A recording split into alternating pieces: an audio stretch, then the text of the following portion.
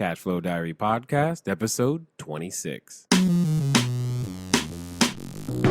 Congratulations, you showed up. Give yourself a high five in celebration of your success. Welcome to the Cashflow Diary, where new and experienced investors come to take confident action towards their goals. Your host is a family man, a real estate entrepreneur, investor, coach, and instructor. As a master facilitator of Robert Kiyosaki's Cashflow 101 game, he's inspired many to begin their journey into creating cash flow for themselves and their family. And now, here he is to offer you the tools required to earn the income desired. Your cash flow coach, Jay Massey. Welcome, everyone. Glad that you are here. I am excited. Why? Because I've received lots of confirmation and messages from you, either at a live event or just people who have run into me and told me what a difference that the wholesaling book has begun to make for each of you. And I'm really excited about that. That's one of those things that, gets me excited for continuing to do the information, making sure that, you're out there using it. That's good. I've heard from people talking about getting properties under contract for the first time. And some of you even have created a mess, if you will. And you're like, how do I get out of this? And that's fine. That's fine. If you're wondering what I'm talking about, just go over to learninvestingnow.com. That's learninvestingnow.com. You can place your email there, get your free e-course. It's all about wholesaling. And I wanted to give the nuts and bolts of how to make that happen. If you have already done that, stay tuned because you are about to start getting some emails that will also begin to explain this process to you in video as well. So we've created those and you'll be getting those soon. And if you want those, again, it's completely free. Go over to learninvestingnow.com. Make sure that you put your email and we'll go ahead and get that started for you. This is your first time listening to us, as always. Make sure that you listened to episode number 1 to understand a little bit about the background of the format of the show. And, come back to this one and keep listening because as it is, the name of the show, Cashflow Diary, there is going to be continual updates, often from my own experience as I continue to grow as an investor and on my way to one of my goals of just having 1,000 free and clear units inside the United States. So, and in the processes, I want to just make sure I share how to do that with everybody. And, well, this particular episode, I think you're going to find to be interesting because we're going to cut to a kind of a coaching session, if you will, that I was able to have in my house in this particular case because they live nearby. And you'll be able to hear husband and wife team out there getting started in real estate and just answering or just me answering their questions, etc. However, before we get there, let's talk about our cash quote for this particular episode. Price is what you pay. Value is what you get. That was said by Mr. Warren Buffett. He is an American business, they say, magnate, investor, and philanthropist. He's widely considered the most successful investor in the 20th century. Well, I say until you get started, right? He's currently, that should be like a title that passes from year to year, right? Most successful investor in the 20th century. Or just most successful investor of 2013, 2014, 2020. Whenever you're listening to this, it doesn't really matter. The point is, price is what you pay, value is what you get. And that may not always be the same. In fact, oftentimes what should happen, this is what should be happening in your business. Price should be significantly less than value. Let me say that again. Price should be significantly less than value because your customer should feel like they're getting a good value at whatever price. So even if your units are renting for $2,000 a month, then the customer should feel like that they're living in a $4,000 apartment or unit or whatever. So maybe you're fixing and flipping and you sell the house for $200,000. That's good. But what you should be doing is making sure that the customer feels like they get a value of $300,000, right? So all of those things are there for you to be able to analyze and to understand. But remember, price is what you pay, value is what you get, or in this case, give to your customer. So we're going to start with two particular. Obviously, we've got two snippets from this particular training session. And most importantly, for those of you who are already premium members, you probably have already seen this video because inside the premium membership, you actually have access to the video. You've got access to the screenshots. You got access to the computer screen and everything else that I was doing there. And you're able to see the notes, et cetera, et cetera. But for those of you here on the podcast, feel free to continue to listen because I think you'll learn a thing or two, specifically in this first part about how to find some money, understanding the cash flow quadrant, and just being able to identify the size and scope of the dream that you may want to cultivate and why that can make a difference and make your investing, honestly, safer. So here we go. Well, one of the questions I've thought of, because you're talking about different classes of buildings, Class A, Class B, Class C. I know you're predominantly Class C in one market area. Now, would you look at a Class A or Class B building in an area that's predominantly Class C, or vice versa? If you're looking in a marketplace that tends to have newer or higher end buildings, would you look at a Class C building in there, or is that? You want to have the neighborhood be higher than the building, equal to or higher than the building, not the other way, not vice versa. Okay. Unless you plan on buying the entire neighborhood. Okay. That's the only way you let that go the other direction is if you have a plan to actually inquire. Like, I'll look at something and say, okay, we'll buy this street. If I buy the whole street, I can change the street. Right. And then, okay, sure, no problem. But if I'm only going to buy a single-family house inside a mess, that's too risky because your greatest risk, in my opinion, with long-term property is who buys the property next door. That is, bar none, one of the biggest things that you've got to deal with because you don't know who they are. You don't know their identity. You don't know how they think. Right. You don't know why they bought it. You don't. So you typically want to. If you're going to mix and match neighborhoods and classes, you want the neighborhood to be equal to or higher than your property, whatever that might be. Now, to that point, one of the things that I should say is that your identity changes over time. Because, for example, there could be a time where you need tax advantages. Cool, that means a certain type of property is better at producing some of those than others. But once that's handled, then maybe now what you're after is more actual equity. Right. And then you can change that. So, because that's what I'm doing with the shopping center, is it's a completely different play. It's actually kind of a B-class shopping center, and that's fine because it fills a different need within the portfolio than just the C-class apartment building. Make sense? Yep. So where you start isn't necessarily where you stay. It's just what it is. So, did that answer your question? Yeah. All right. I guess, does it make sense? Because I see, ideally, we'd probably like to land at B class that you could hold for a while. Okay. But I think to ramp up to that, my guess is we may have to start at C and then over a period of time kind of do what you were saying. Why would you say that? I'm not sure I can afford to buy B class. Or that. Okay. Because what you're saying is I become the B class investor and attract B class money. Mm-hmm. But and that's exactly what I'm saying because the words you just used were you're not sure that you can afford. Right. Remember, it's not me. It's not about you. And we can't afford any of it. It doesn't. It doesn't really matter. It's not about you. Wealth is a team sport, right? Right. It takes all of us. Together, everyone achieves more. So that's what.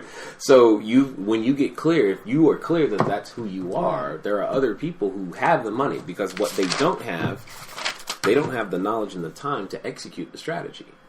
Make sense? Mm-hmm. That's what you're bringing to the table. That has massive value. it is easier to find money than it is experience.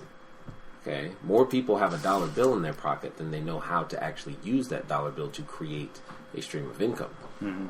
So that's clear. What I'm saying is that as you begin, you got to let your thinking slip to this side of the equation. See, the business owner is thinking, who can I employ to help me achieve these goals? Whose money can I use? What attorney do I need to help protect the company that I'm building? Make sense? Mm-hmm. The investor is only looking for a system that is usually owned by the person who owns the business, real estate, who owns the business that has the ability to produce more income. The self-employed person is looking just for someone to buy another property, do another loan, more attorney's fees or whatever, illegal accounting, etc. The employee is looking for a place to work. Mm-hmm. The economy is dependent upon this person. And what I'm saying is you guys become this person. This person typically has the least amount of cash in the deal, but they've got a lot at stake because they're building on reputation, they're building on their skill sets. You want to talk about work? Organize these people. Right. Yeah. Right. Organizing those people is a lot of work. Right. And that's the job, quote unquote. Right. You got to identify the opportunity. What building you're going to take down next? What makes that work? How many people can you employ? Can you get the correct legal structures to make all that happen? All of that stuff is the knowledge and the time that keeps money people on the sideline because they're afraid that they know. It's not that they're afraid. They know they don't have it. They know that they don't know something, so therefore they do nothing. Right. And they don't know, which means part of it means is that they're not seeking out people like you guys who are out there learning what it is that you need to do. Yeah. And I'm saying whether you can afford it is irrelevant. Right. Somebody can. What is relevant is that you don't know who they are, and you don't know their identity. Well, not yet. You don't know you don't know their identity, and you don't know what marketplace yet. That's what I'm saying. You do that work, and then you never know what could happen. At least that's what I found out because I didn't know. Mm-hmm. I mean, if it had to be my resources, would I own any property? No. Right. That's all I mean, I don't know what else to say. If it had to be my resources, I wouldn't own anything. At all. I have to bring some other value to the table. Part of that value is doing this market research. And a lot of it you can do without leaving your house, which is good. All right. Now, after listening to that, you probably get an understanding of why I chose the particular quote for this particular episode.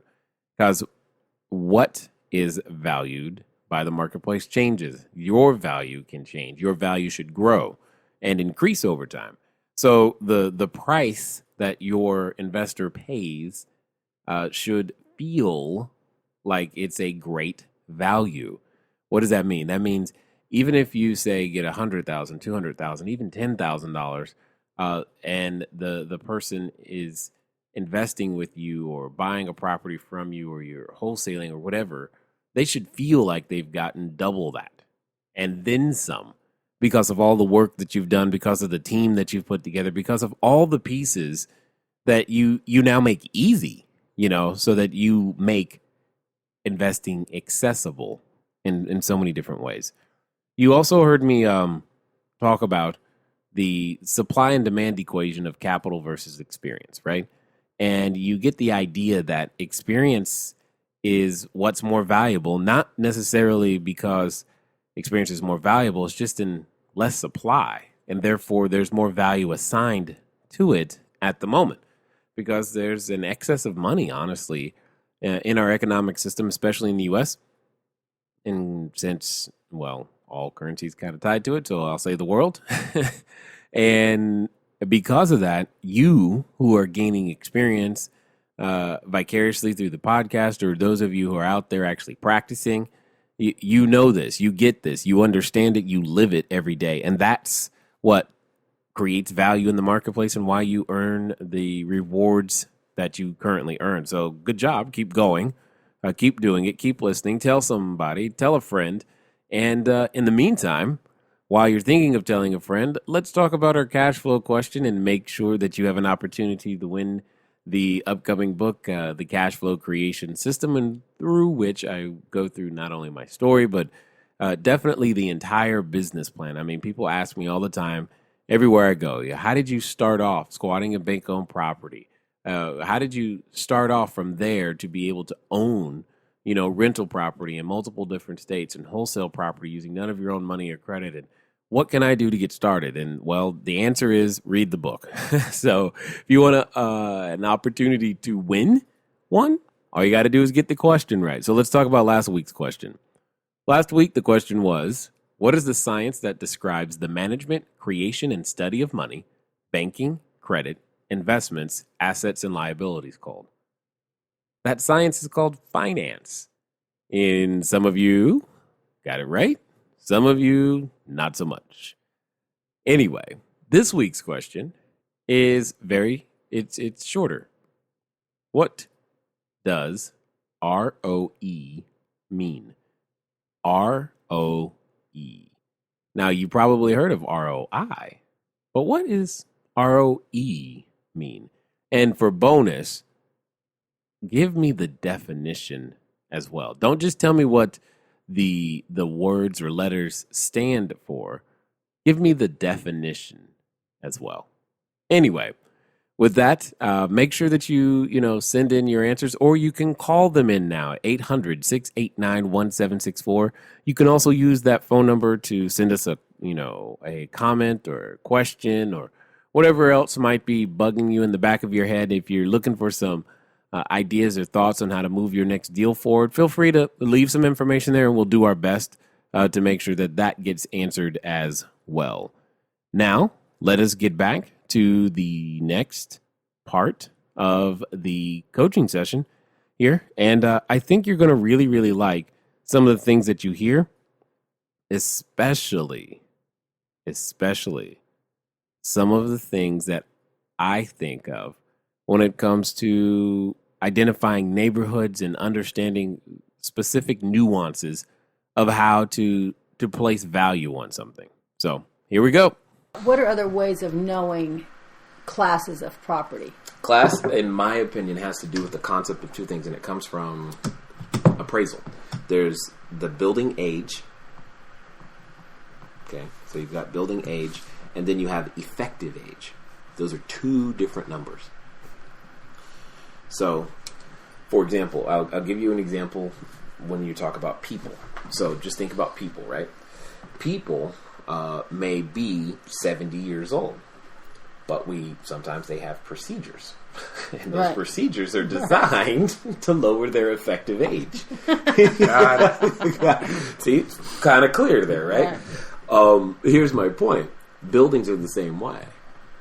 A building's age, especially as it's usually on title down at the county, most counties, not all, don't quote me on this, I'm not a construction guy, but typically, to maintain the building's age, you can remove everything except for like one wall. One structural wall has to maintain standing. You can remove everything else around it, and if it said originally built in 1901, you can still leave the building age at 1901. Now, if you did that and built 100% of everything else back around it, is the building really 100 years old? Not quite. No, the effective age is like yesterday. Yeah. And the same thing, and it actually affects your insurance premium. So this is the other place where it's important, is to understand the difference between the building age and the effective age. That's why insurance companies are always asking, when was the last time the plumbing was updated? When did you do the roof? And when did you do that? That's why they're always asking that question. Because they're concerned, when is that device going to wear out and break, and they're going to have to pay something. So I focus on buildings that would technically be C class, but I make them make the internals, the systems, all new. That's why I look for buildings that are vacant, 100% vacant, so I can go in and tear all that stuff out, put in a whole bunch of new stuff. My operating expense ratio drops through the floor, and it makes it hard for the building next door, owned by my competition, to compete because they're still working off old systems. Right. Make sense? Yeah. But all my systems are new, so I'm good for years. Right. And it puts us in a position to where you can hold a property long term, which again, it's that whole, which is why we don't buy them already done, because the person who may have put them together probably wasn't thinking like I was thinking for my purposes. And that's the whole point. Our identities are too different. We can't be on the same team. So, yeah, classes has more to do. It's not just building age, and building age is even skewable. And that's what I was trying to demonstrate. So it has a lot more to do with who is living there. You know, there's a certain socioeconomic class that's going to live in a certain area of town. Right. It has a lot more to do with the pride of ownership. You know, there are some areas of town where if you leave your trash can past 6 p.m. on trash day, they like start sending you notices like, hey, you left your trash can out. And then there are others where you got, stacked up tires, in the front yard. Yeah. So effective age is it's very, very relative. That's one of the hardest things to tell on paper. That's one of those things where you have to actually go see it. They could say it's Class A, but is it really? Real estate agents are great at making a pig look beautiful. Yeah, then you understand exactly what I'm saying. Yeah. So those are the things that I'm talking about there. You can't just, it's not blanket, it's not clear. And at the end of the day, what you and I are concerned about is effective age. Right. At the end of the day, how long, if I've got new plumbing, new electrical, we're good. New roof, might as well be A-class as far as I'm concerned. Right. Now the other thing, here's the other thing where classes get you into trouble is amenities, for example.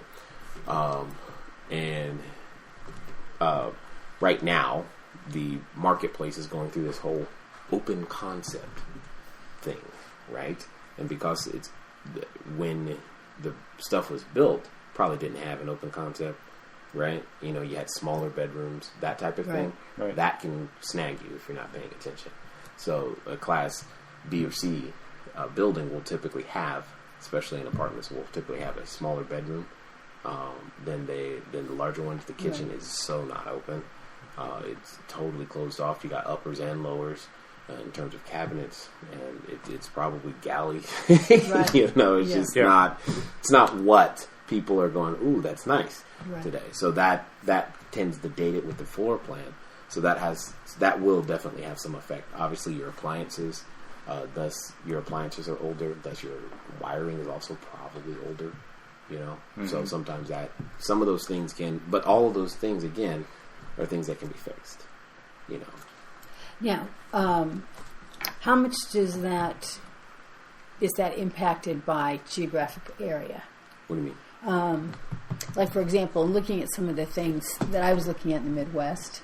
Okay. Because the buildings are older, it seems like that's more standard. Got it. To have smaller rooms, more closed off. Where in the West, in California, it's really open. Yeah. Exactly. So I'm assuming there's a mindset difference between that tenant and the tenant someplace else, potentially. Exactly. And this is the same thing. I'll go... As usual, I'll go off topic using a completely different company to explain the same concept. McDonald's. Not that I'm telling you to eat there, but McDonald's in Maine sells lobster. Not here. Right. Because that's, we don't do that. But in Maine, different story. And my point being is that they serve the customer where they are. Right. And every marketplace, yes, is different. One of the things about the D.C. area that always drives me nuts, and I just don't get, is that their real estate is advertised as site of such and such battleground, and so died here, and this war was here, and that somehow makes the property worth more. I'm just like, I don't want to know that stuff. That does not encourage me to buy this piece of land. But they place a value on it. Here's the key. This is the word that what we've got to understand is value. And more importantly, value is in the eye of the beholder. That's what we're after. Value is in the eye of the beholder. When you understand what your customer values and doesn't value by converse, then that tells you what you need to do. If your marketplace values big bedrooms, then you better, comply. Yeah. If they don't care, then okay, great. Because sometimes you can have a bigger bedroom and it be a detriment. I did that once with one of my buildings. I actually made it nicer. It had larger bedrooms, used vinyl doors with the double insulation, energy efficient windows. And my tenants said, I can't stay here because it's too nice. It didn't fit their identity. I made the mistake. I'm like, but I got the tile at discount. I didn't even pay much for it. I got everything at a discount. And so I could have given them what they wanted, or I could have given them a little bit better for the same price to me. Right. And it ended up costing me because they said it was too nice. And we've got to be aware of that. Our customers, not us. In a lot of cases. How do you learn that? Is that purely? How did I learn that one? No. Yeah. How do you learn from somebody else? How do you learn that on the front end? You learn that on the front end, and this is why your property manager is key. You learn when I go to a new marketplace, I'm looking for the property manager first. They are by far the most involved. Most people fail to involve the property manager soon enough. I want to involve the property manager when I'm making rehab decisions. What cabinet should I buy? I don't know. Ask the property manager. What flooring should I use? I don't know. I don't care. I just want the flooring that my tenant was going to like and rent. Ask him. What will sell? What can he rent? That's what we're going to do. If she can't rent it, then we're not doing it. Right. And the property manager knows, because here's the point. The property manager is who you're going to be calling on a monthly, weekly basis saying, hey, what's up? Why am I vacant? Where's the rent? What's going on? They don't want to deal with no headache. Right. They're going to make it as easy as possible for them. Their interests are aligned with yours. And so I involve them and give them, I assign a lot of credit to whatever it is that they say, because they know. They're the ones collecting the rent. They're the ones collecting the phone calls, the irritations from all the customers. They know. Yeah, I think I know the answer to this question, but just in case. Just in case. You would always recommend having a property manager. That's part of my investor identity. Okay. That is my investor identity, is that I call it return on time. Okay? So your return on time is what it is. You're not saving money, okay, by not paying the property management fee. You're earning a return on your time. I prefer, and I'm what I call a lifestyle investor. When I say lifestyle, I don't mean fancy cars, houses, rings, and trips, and all that other stuff. I mean, I would rather be able to choose what I do on a daily basis as opposed to having to worry about, did I arrange the plumber? Did I make sure that the electric guy got there? Is the gas turned on? All those other things. I don't want to do that. Right. But that's a choice that I make. Now, because I make that choice, my buildings have to produce enough income to compensate for that. Right. Which means there are certain marketplaces that by default I have to write off because I made that choice. For example, California being one of them. It's very difficult to make that choice and have a certain return expectation. It's just difficult. Mm-hmm. So therefore, a lot of my buildings are not here. For that and many other reasons. So yeah, that's why understanding your identity is important. Are you going to self-manage? Okay, cool. That's fine. There are some people out there who believe and subscribe to that philosophy. That's fine. But you need to know who they are. And some of those people have capital but they still don't have the time. They would resonate with that thought process. I'm not, no. Right. No, I don't want to do that. Right. So, in that particular section, you now have some of the more valuable keys to successful investing. And one of the things that I really want to underscore is the effective use and leveraging of the experience, knowledge, and of your property manager or potential property managers. They should be the ones that know your customer the best. They're your sales force. They're your customer service. They're even technical support, right? When that toilet breaks, they're going to be one of the ones to get the call, and occasionally also the ones to arrange the repairs. All these things, they are the face of your business in so many ways. They should understand the customer more than you do. And I often find that we get caught up in thinking that, well, it's all about the property. It's all about the property. It's all about the property. Well, the property by itself doesn't generate a return. Doesn't generate a return unless there's a person living there. And that property needs to cater towards that person's needs, desires, wants, so that they continue to live there. So even if you are out there developing streams and streams of cash flow using single family houses or whatever form of real estate you choose, you must remember that even though it's passive income, you're technically making a sale every 30 days, right? It's every 30 days that you've got to do the work or have your system do the work that produces the rental income. You've got to earn it. It doesn't just happen just because the building exists. You've got to go out there and earn it. So ask yourselves this question. What did you do this week to earn your rent? You say nothing. Well, if you've got good systems in place, you may not have done much this week, but you did a lot of work at the beginning. And that's kind of where I'm coming from, is that when you're out there and you're looking at neighborhoods and you're identifying them, you want to know where you're shopping, so to speak, and you want to understand how to serve that customer. As many of you have heard me say before, the person who shops at Walmart has a different expectation than the person who shops at Target, has a different expectation than the person who shops at, say, Nordstrom. All three of those people are shopping. All three of those people are people. All three of those people are going to pay money for the goods and services that they receive. However, they all have different expectations, and each store caters to them. And you and I, as real estate entrepreneurs, need to do that as well. Whether we're fixing and flipping, buying and holding, doing land, doing notes, it doesn't really matter. We still must obey that rule, right? The rule is know thy customer, and we must do so. And one of the best ways that I have found to know thy customer and serve thy customer is to find quality property managers who understand and know thy customer and give them, some additional authority and roles and responsibilities, especially if you're out there rehabbing property, because what you think might be great may not. And as you heard me mention, I learned that one the hard way.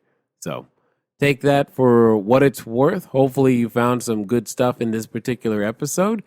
And, well, I look forward to talking to you soon.